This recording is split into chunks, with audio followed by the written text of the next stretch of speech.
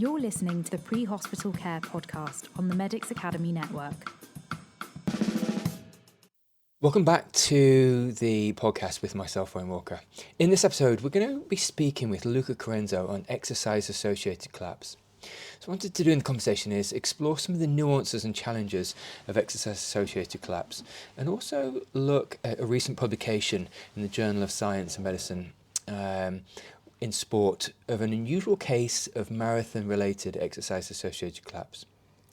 So this publication was a case-based report with some considerations for medical care at endurance mass participation events. So we're going to explore the case itself, written up by Luca. We're also going to dig into some of the empirically proven treatments that form the mainstay of treatments within exercise-associated collapse.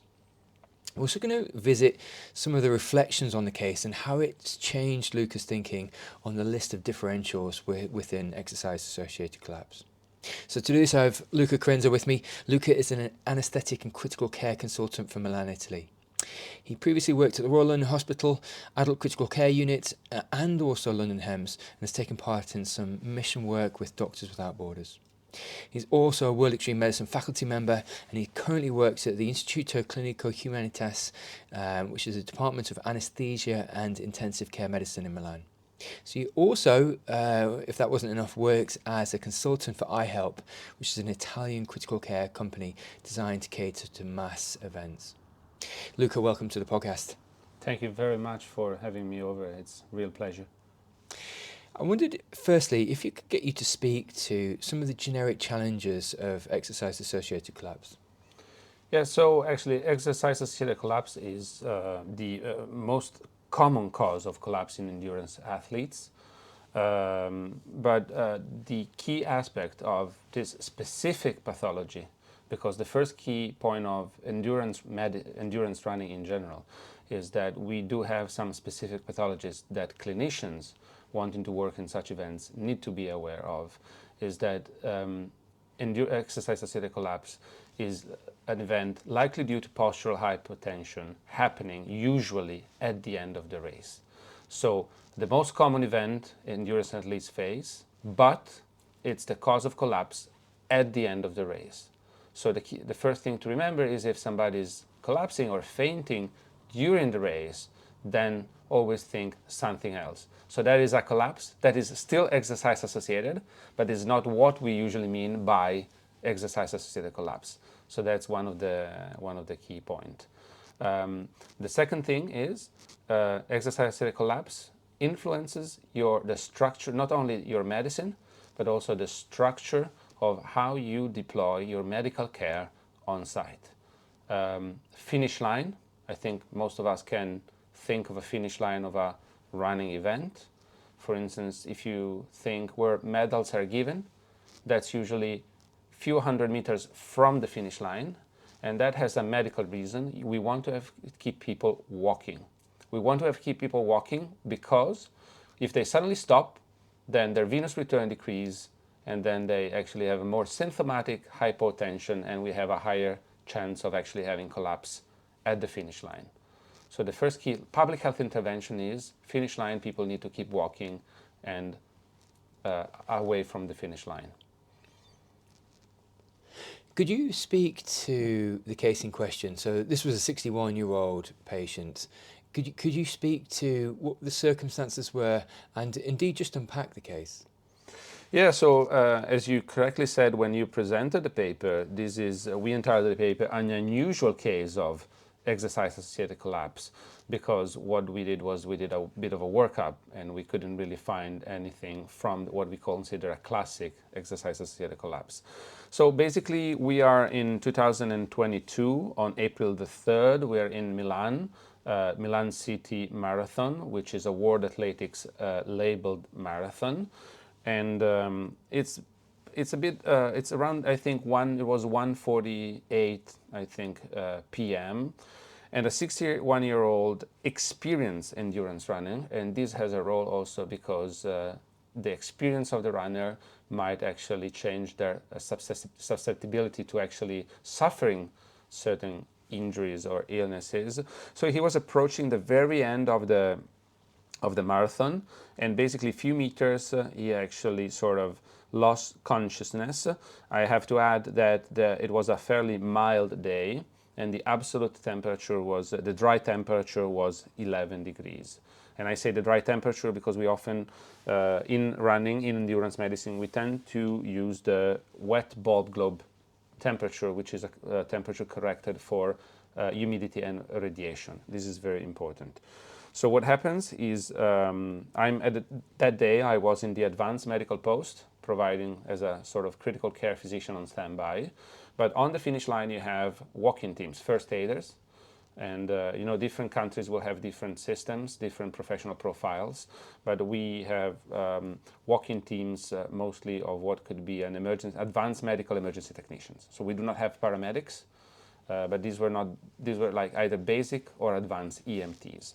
So they were equipped with resuscitation equipment, AED, and everything to do with BLS.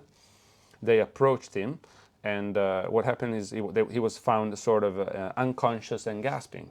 And for a basic technician, unconscious and gasping equals to a cardiac arrest. So what gets started is chest compressions, and the AED is attached. No shock is advised. So because we are in a very open space, very subject also to public exposure, media exposure, and because there is an advanced medical post, he then gets loaded onto a trolley. We have military trolley, which the main characteristic is large wheels, makes it easier to go on rough terrains, and get wheeled into the advanced medical post. We actually get alerted with a cardiac arrest call. So what we are expecting is actually a cardiac arrest. But in fact, when he gets to the advanced medical tent, he has a significant self-abdominal, he's breathing by himself, very deep abdominal breathing. He's fully unconscious. His pupils are quite enlarged, but his pulse, carotid pulse, is quite unremarkable. So he's definitely not in cardiac arrest. He's actually quite hypertensive at the first monitoring, but he's fully flaccid. So quite a lot of different conflicting information for us to elaborate at the time. So I think what we do is we quickly assess a few vitals which are fundamental in endurance medicine. And among others, we do multiparametric monitoring, but we especially care about body temperature and also serum sodium. Body temperature, because decreased loss of consciousness and hyperthermia is a hallmark of exercise-associated heat stroke, which is a medical emergency. And changes in serum sodium, especially hyponatremia associated with sport, can be a sign of exercise-associated hyponatremia, which is a very specific form of hyponatremia that, differently from what we've taught in medical school, is an hyponatremia that requires a fast corrections, because we usually are told sodium needs to be corrected slowly. So this is sort of the pre-hospital, the very first few minutes diagnostics. So he is not hyperthermic, he's normothermic. And so we don't give an indication to go with what we call the heat deck. And that's another, I think, we can later talk a bit about this. It's, again, goes back to structural and how we actually plan our response when we are in such events. Heat strokes are common in endurance and running medicine.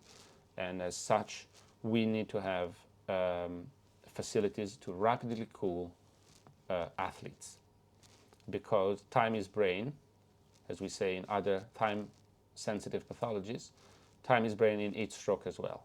So any guideline you'll find will say cool first and then transport later. How important is it, Luca, to really rule out other etiologies, other pathologies before you get to a formative diagnosis? And on what pathologies are you looking? So you just mentioned some of the more classic cases of hyponatremia. Could you speak to what you're thinking in your mind to rule out first and foremost before you get to more of an atypical presentation? Absolutely. So first of all, again, I'll go back to the title of the case, exercise-associated collapse. First of all, we need to be at the likely we need to be at the finish line, and it's also an exclusion diagnosis. What do I mean? That especially if this happens on the course, I first want to be sure it's not something we would say more life-threatening.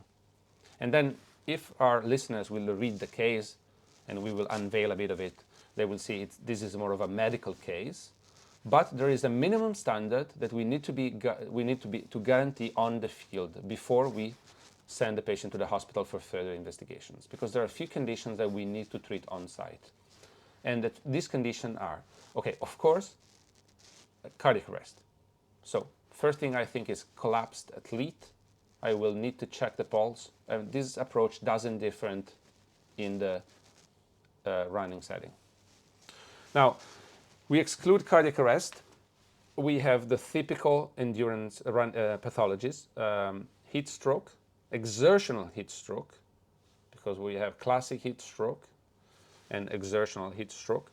And one of the things to remember about exertional heat stroke is that exertional heat stroke does not necessarily happen in the heat. Okay?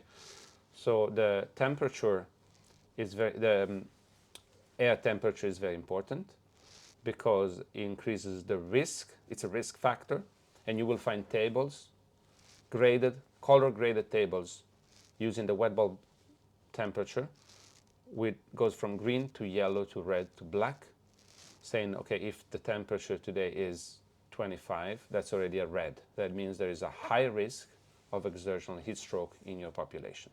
But that does not mean necessarily that a low temperature and a susceptible athlete will not have an heat stroke just because it's cold outside. So that's always think heat stroke. What do guidelines say? Rectal temperature.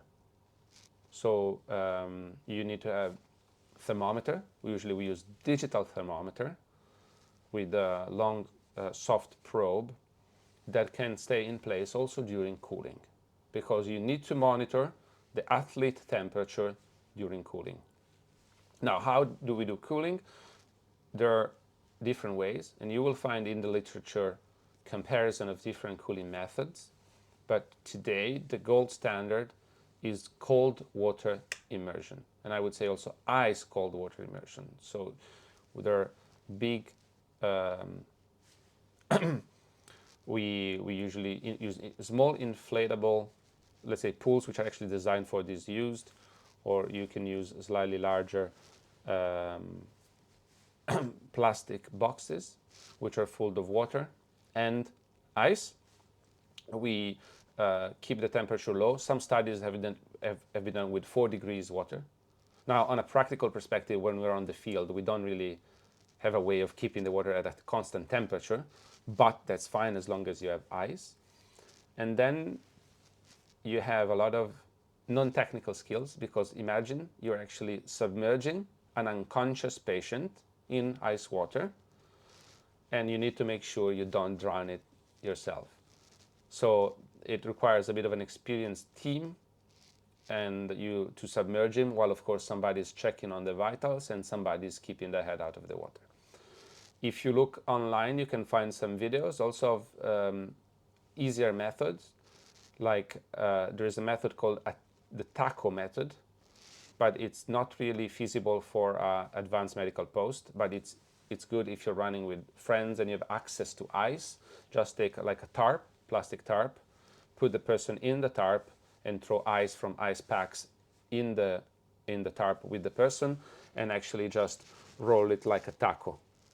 But you can, this is a bit, a bit rougher, especially if you're like on the asphalt of the area where you have your advanced medical post. This is, anyway, body immersion, way more effective than any water spraying. And this has been tested sort of in a laboratory-based publications. Then the second thing I need to cool, as I said, I need to cool before transporting. So transporting a hyperthermic patient with a decreased state of consciousness, these are the two hallmarks of exercise-associated heat stroke, is suboptimal care, is not gold standard. Second thing is exercise-associated hyponatremia. So any marathon medicine guidelines will now recommend for any event the availability of a portable point of care device to measure serum sodium.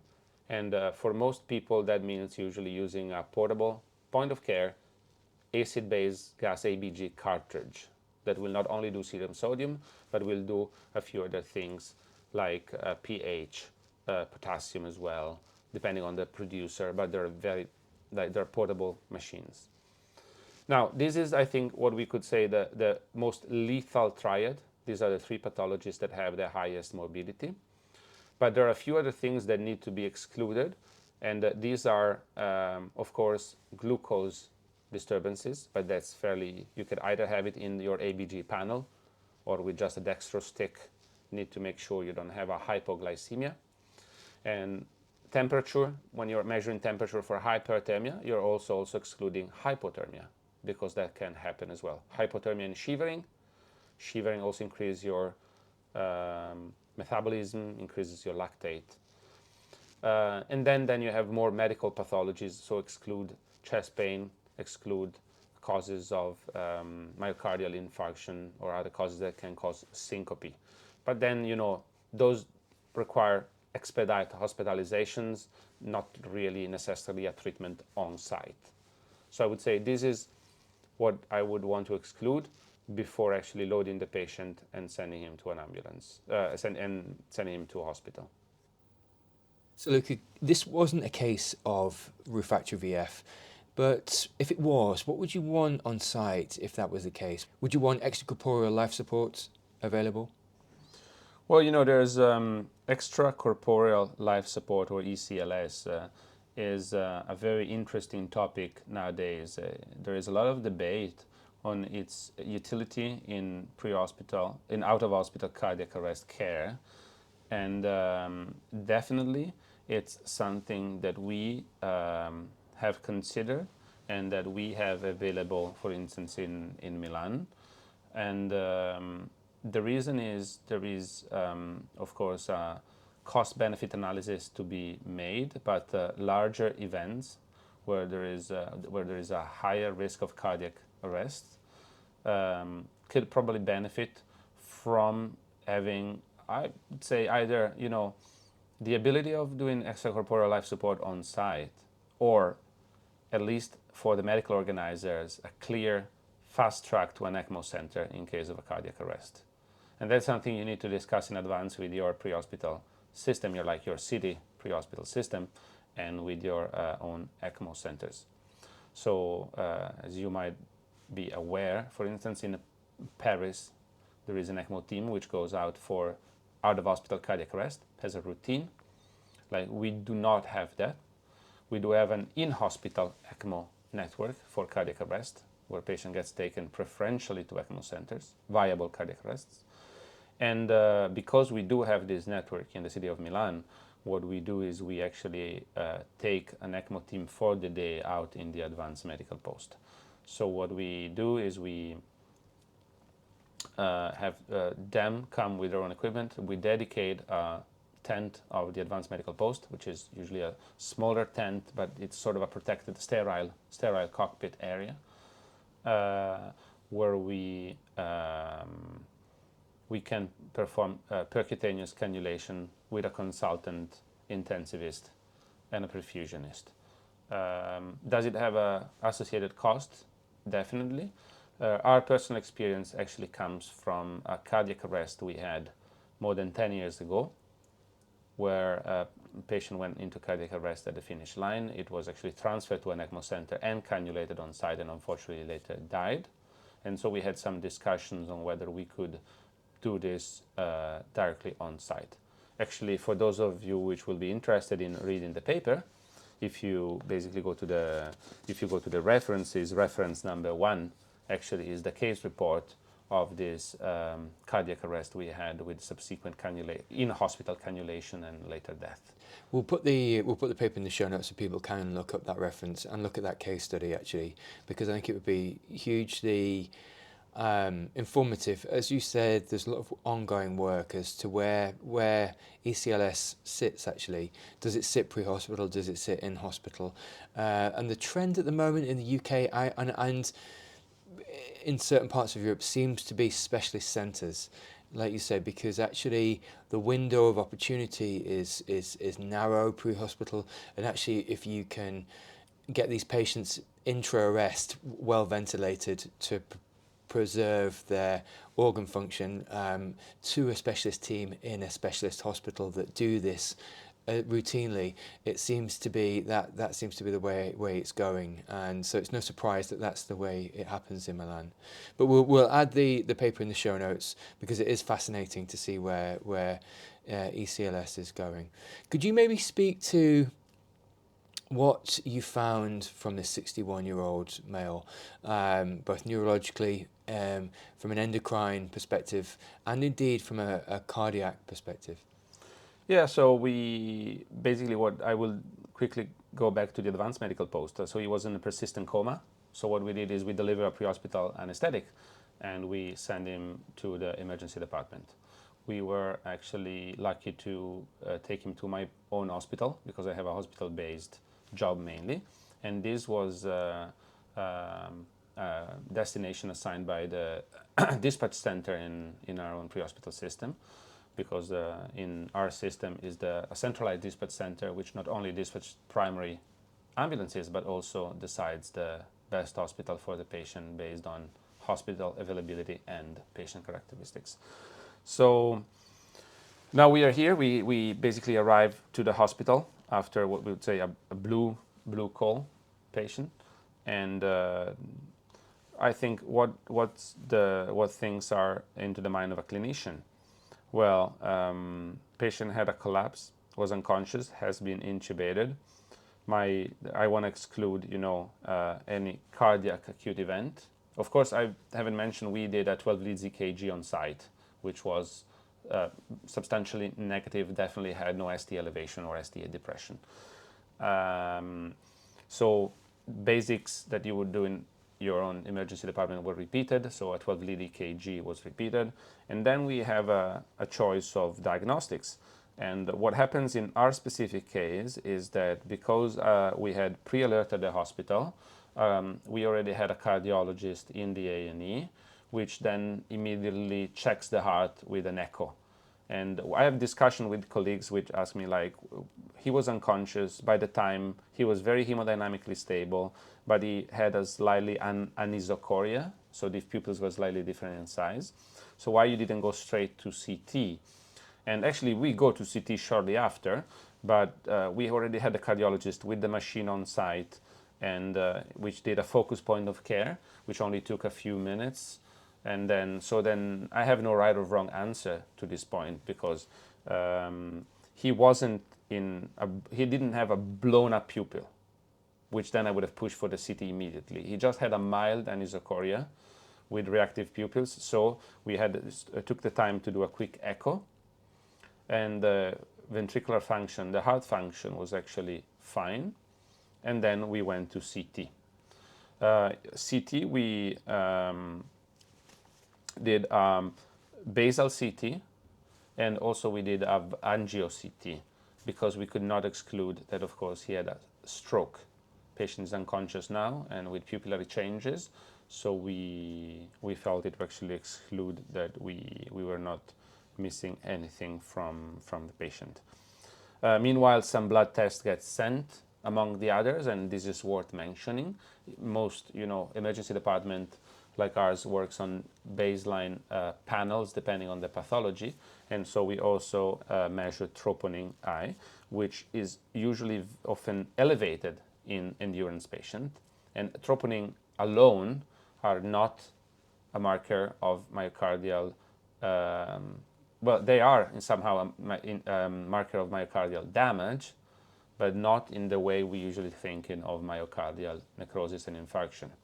So If you don't have any ECG changes and you have a troponin elevation, you need to have some other studies to actually make sure the patient has not an ischemic problem. And the echocardiogram is the first level, because performed usually by a cardiologist, because you really need regional motion. You need to check for regional motion and not just the global functioning of the heart. Then we go to CT, and so the neuroradiologist reporting the CT. The CT is unremarkable, the angio is unremarkable, except for some hyperdense signal in the pituitary area, and which is suspected for a pituitary bleeding, which is, a bit unusual. We are like all a bit, I would say, fascinated by this, because it's a very unusual finding. So the patient then gets sent to ICU.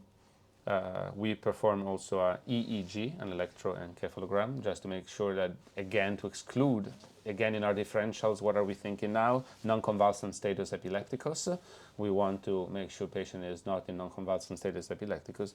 And then EEG comes back normal. So overnight, the patient is, sedation is weaned, and he's promptly extubated. To that point, Luca, patient's extubated. So my question is going to be, from a holistic perspective, how important is it to do a full panel of bloods, to do a neurological, an endocrine scan, or an endocrinological scan, and a full cardiac scan as well, both an echo and repeat ECGs and troponins post return. But I guess, in a sense, I want to jump to what the diagnosis was. But then I really do want to look at how important it is, certainly to look at the endocrine footprint of a patient, because I think here it was really quite key that you both looked at the endocrine function of the patient, as well as what would routinely be a full cardiac panel, such as the ECG, such as the POCUS, and then a neuro scan. Could you maybe speak to, firstly, what was the diagnosis of the patient, and then secondly, why is it prudent to look at the endocrine footprint of a patient? Well, in this case, the endocrine studies, which were later performed, they were not performed in the emergency department. So I shall actually say that this is an interesting case, because I had the honor of actually wearing two hats, because I had the hat of the pre-hospital physician, and then the hat of the intensivist later on, which allowed me to follow up on a lot of interesting investigations. Is that we had anatomical damage to the key area in the brain that is responsible for producing all the signaling hormones that cause the release of hormones in the human body. And pituitary bleeding, it's a fairly rare occurrence, but it can be a catastrophic one, because if you lose the signaling that stimulates your adrenal gland to release cortisol in your body, then you'd have like profound hypotension, profound vasoplegic shock. And this was not the case, but pituitary bleeding can be quite clinically devastating. The colleague that actually was receiving the patient in A&E, because when we brought it in, I was still as a pre-hospital physician, thought it was prudent to administer 100 milligrams of hydrocortisone as a therapy. But then later on, the endocrinologist was involved over the following day. They've requested sort of a standard bloods, first level bloods for cortisol, thyroid, as well as testosterone and IGF-1, insulin growth factor 1. They all were in normal limits, and he was doing well. So it was actually concluded that he had no acute pituitary dysfunction, although he was also booked for an outpatient ACTH stimulation test, which is a dynamic test. It's something that you give a substance and then you measure the response.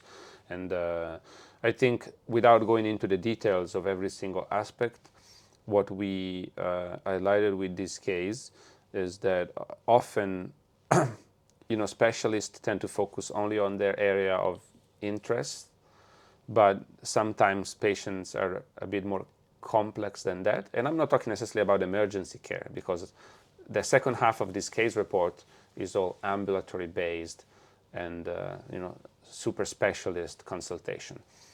Also because the endocrine panel wasn't really seemed to be justifying the entirety of what had happened, and also because we ended up downloading the AED data that was connected by the EMTs, because I think that's a good clinical practice, and it's also a standard of care in, let's say, our EMS system. Anytime we connect an AED to a patient, then the team has to download and submit the dump of the AED to the local EMS system.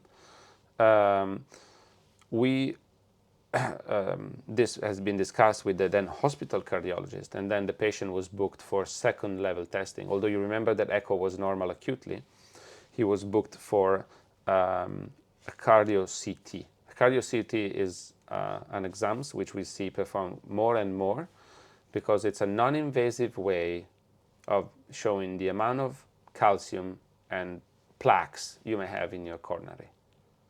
And he had a previous negative stress test, so functionally under stress he was fine, but with the cardio CT we found that his coronaries were actually quite diseased, to the point that he was given an indication for an elective angiogram, so taken to the cath lab subsequently.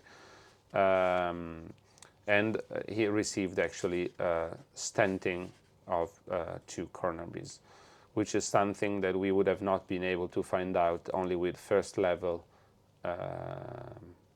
investigations. Now, I'm not going to enter, I've discussed this with cardiologists, I'm not going to enter into all the nuances that are in whether you're going to indicate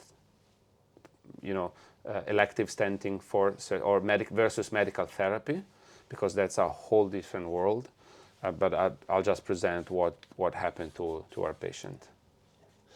So just looking at this case in general, fascinating case, because like you said, it's very occult, so it's quite hidden and uncertain as to what the collapse was initially.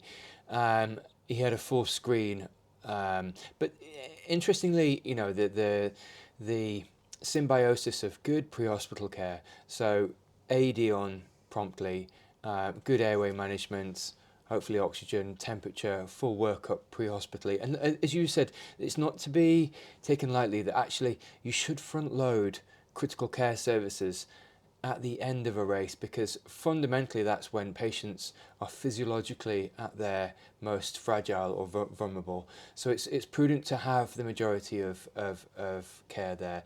But to your point, Luca, about having that symbiosis of good sequential care across the platform, and good retrospective data, so downloading the defib, speaking with the crews, getting a good handover from the crews about exactly what you were there in the essence, or your colleagues were there initially, and it's having that good handover of care, because when you're receiving a patient, you want to know the exact details of that collapse. So there's good robust pre-hospital care, there's good handover of that robust care, then there's systematic and thorough examination, including an endocrine panel further down the line, and a CT, a cardiac CT, to exclude the diagnosis. But I think what I'm notioning at is this robust sequential care across different trajectories of care, so pre-hospital, in hospital, and then even further within the medics, and looking at the ongoing care within cardiology and indeed endocrinology, but pulling the learning out of each. So like you say, going back to the defib, going back to the endocrinologist and seeing what the panel was, and having a watchful eye over all parts, and also making sure that the story that the patient handover in each part of that is transferred not only exactly and appropriately, but clearly and concisely, so that there's no detail missing across that platform. And I think this case notions to that there was good sequential care and that there was good passage of information across, so you could start to exclude to the point where you could get to a robust, definitive diagnosis. And to go back to where we started, I think this is also this is interesting for the team to feedback. Also, it's very difficult in the setting where you have pre-hospital teams and hospital teams that don't talk to each other. Especially, I'm talking about event medicine, because if it's regular EMS, there might be some governance processes, but often events you have different teams, and then getting feedback from the hospital, which has a great educational value, and if I can add, also engaging the patient. So this case report was possible only because we were visited back by the patient, and I said, actually, I've been thinking about this case, but for some time I didn't really had a way of getting in touch with him. And then I said, when I proposed the plan to him, he was enthusiastic, and he sent me access to all his medical files, including the consultation he had in other centers. And I actually had him review the manuscript. So I also consider, there is way more and more patient engagement into scientific work, because patients have their unique insights, into their own experiences, and it's the only perspective that, as a researcher, we should consider. This is absolutely key. I just listen. Not to stop you in your flow. This is absolutely key that we actually include patients within, where possible, within debriefs and within information sharing, and especially if it's a positive outcome, that actually share learning with patients, and that it's patient-centered care fundamentally. So I just wanted to agree with that point. Could you speak to where you see this case informing future care? So we've just spoken about patient-centered care, but could you speak to ways in which we share learning with the wider team, where we also, just how this informs your care for exercise-associated collapse? So how does this case sort of inform the way you treat future cases for maybe these more complex cases? Well, first of all, it keeps the team updated from a scientific perspectives, but also it allows us to reflect on our own internal procedures, which should be a robust approach to exercise-associated collapse supported by internationally validated algorithms. And this is all sort of things you can find published. But also, for me, is also in the case the patient goes to a different hospitals, because as I said, I do not decide when I'm on the field to which hospitals the patient goes. It is important to actually interface with hospitals, because different emergency departments might not all be familiar with specific pathologies of, for say, endurance medicine. So it's possible that exercise-associated heat stroke is actually mistaken for a fever, which is sort of a things that should not happen. I've many times seen patients which were hyperthermic taken to the emergency department, and among the treatments, paracetamol was given. Now, if you want to give them paracetamol because they have cramps for the pain, that's fine. But if in your mind you're treating the temperature with a paracetamol, then that's actually in the guidelines. It's written that there is no pharmaceutical interventions which is working on exercise-associated heat stroke. So because these are pathologies which clinicians treating them on the field might be more interested, more experienced, I think it's also very important to try to engage and have the hospital on board that these pathologies have their own specific treatments that they might not see that often. So just as we come into land actually on the conversation, Luca, could you maybe speak to just sharing knowledge with the wider team? So you've written this fantastic case study out, and it's got some great learning points in it, from information sharing, from voice of the patient, from actually a more nuanced and complex differential diagnosis, but really digging into all aspects of care, really. Could you maybe speak to what you'd like to see? Would you like to see more of this type of case study published, and indeed information sharing to showcase other centres, or indeed your own centre, sharing more of these kind of nuanced cases to share learning with a wider audience?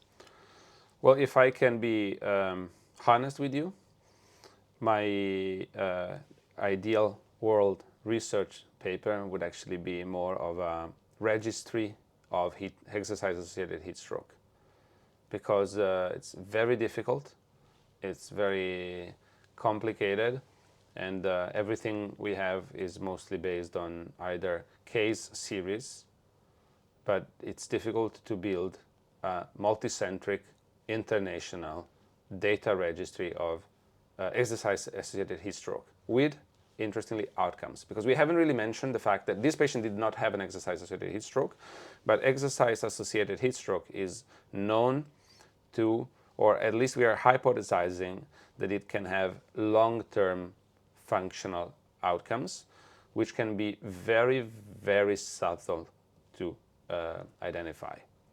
And to make a comparison, a bit like the concussion in rugby. So there are contact sports. You don't have validated scales to assess concussion on the field. And because we know concussion is a long-term problem. Now we are wondering, is exercise-associated heat stroke, which can happen to episodes to some runners, a long-term problem also? Because you don't really notice that. Once you've cooled him off, most of the time the cognition is back, and at a first level neurological assessment everything is fine. But is there anything more subtle ongoing? So that's more speculative thoughts, food for thoughts for the future. Fantastic, Luca. Listen, thank you for your time today. I really do appreciate it. We'll put this paper in the show notes, and so please do read it in your own time, because it's an absolutely fascinating read. Thank you again. Thank you very much. You're listening to the Pre-Hospital Care podcast on the Medics Academy Network.